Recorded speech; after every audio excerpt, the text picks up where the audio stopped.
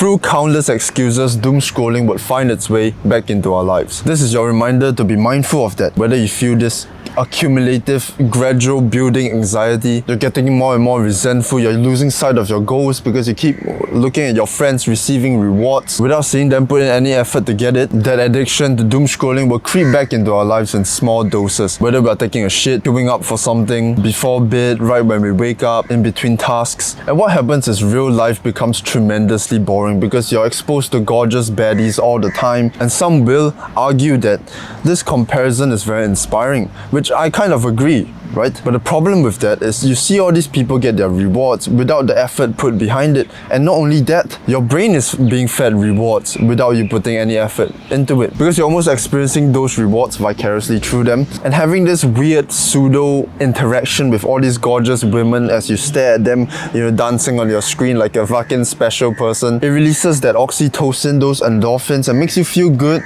And then you close your phone and you realize that your life is absolute dog shit. And the problem with that is it beats the fuck out of your fundamental reward system. So the meaningful day-to-day work that you are working on becomes sad, demoralizing, because the rate of rewards and the rewards to effort ratio is nowhere near to you flicking your fingers and getting a reward from that. Then the things we want to work on in our real life becomes boring, it becomes harder, it becomes less rewarding, feels less meaningful, less purposeful. This is our reminder to really evaluate our doom scrolling frequency.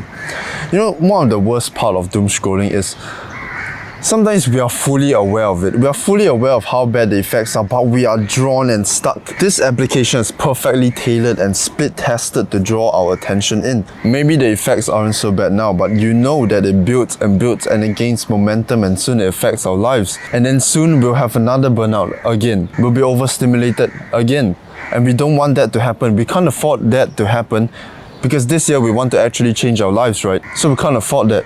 Doom scrolling makes us procrastinate more. You watch people receive rewards online instantly because you didn't see, what they did prior to that. And then you look at the rewards that you want to have, but they are stuck behind a barrier of time and effort and uncertainty. And that's frustrating, it's demoralizing. And you're going to be stuck in that resentment. You're going to convince yourself that it's okay to try less hard and just wait for rewards instead. You start to believe that you're falling behind, and if you are still scrolling, you probably are. A 2018 study from the University of Pennsylvania found that limiting social media use to 30 minutes a day reduced anxiety, depression, and sleep issues. Another study from Stanford showed that even brief distractions like checking a notification can break focus and reduce cognitive performance by up to 40%. And I think we are all aware of what doom scrolling can do. We're all aware of the terrible effects. But as doom scrolling is building momentum and making its way into our lives, the effects it has on our lives aren't significant enough for us to care. We don't understand the potential we're throwing away by doom scrolling. And that ignorance let us allow doom scrolling to build momentum and soon enough gain control over our lives and then throw us into an inevitable burnout. That's why it is important to spot it early. It is important to stop doom scrolling before the effects are significant. In the past, I would preach that doom scrolling is okay in moderation, because truth be told, the effects, you really can't feel much effects if you just doom scroll a little bit here and there. But the problem with that is every time I find myself telling myself that, I'm just doom scrolling a little bit, it's completely fine, I do my work anyway. It starts to build momentum the second things get hard. Once you have a day where you don't feel amazing, then you doom scroll even more, and that's where it capitalizes on that and gains momentum and digs into your life. So ideally, but of course very, very difficult, is to not let it gain any traction in the first place. Always reevaluate, always be mindful about how much you're doom scrolling and deliberately stop it. I find myself opening the app without even knowing, and I will catch myself and I will just be like, oh my god, there's no way. So here's how you're gonna do it. First, you're gonna find a way to make yourself mindful of it. You can try adding more friction between you getting to the app. Hide your Instagram app, hide your YouTube app, so that you have to search it up to get to it. It isn't in your front screen. And eventually that's not gonna work anymore, because you're just gonna find a way to get to it faster. So I think after a few days of being actively mindful of it, you develop the habit to consider your frequency of doom scrolling. So to cope with that, you can put weekly reminders. You can put a reminder for yourself next week, like, whoa, come on the scrolling. Because I understand that Instagram nowadays is almost essential to connect with other people, and there are plenty of very educational useful videos on YouTube. And besides that, deleting those apps don't fix the problem long term. We're still going to find other ways to stimulate ourselves, like video games or random stimulating things. So the apps are not the problem. The problem is the habit and not having a busy enough schedule that we are sticking to. And if you have nothing to focus on, what the fuck's the point of quitting doom scrolling? Then where do you put your capacity? Right? So you need to introduce something into your life that brings you a reward feedback loop. The most powerful way to do that is to have a community of people who care about the same things you do. Maybe you love playing piano.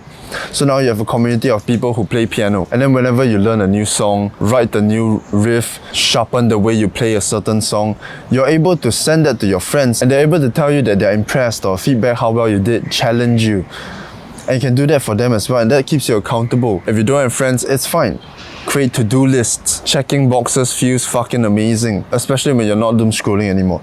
You track your progress, you find a way to perform to people whatever it is you're doing. Put something on your wall, create task lists, create goal roadmaps. Do something that will remind you of the things you are pursuing and that gives you rewards, that makes you feel good when you pursue something. Now, it is not easy to design those things, and when you're pursuing something that's meaningful, there's going to be days that you feel terrible. There's going to be times where you just can't get the next reward. And it's going to be harder and harder. And that's okay. Stick true with it because sacrifice creates passion. Staying with something, even if you feel terrible sometimes, is what builds love for that thing. Doom scrolling fucks your social life, your motivation, your happiness, your relationships. It is the ultimate life molester. It is such a simple thing. Everybody knows it's not good for you. Everybody talks about how important it is. Yet few people put in stern measures to keep themselves from doom scrolling. And if you're able to do this for yourself, you're going to avoid burnout. You're going to gain more dopamines from the wins you make in real life. And you're going to remain motivated longer in pursuing the things you really care about. I love you. You got this. Good luck. It's a better world.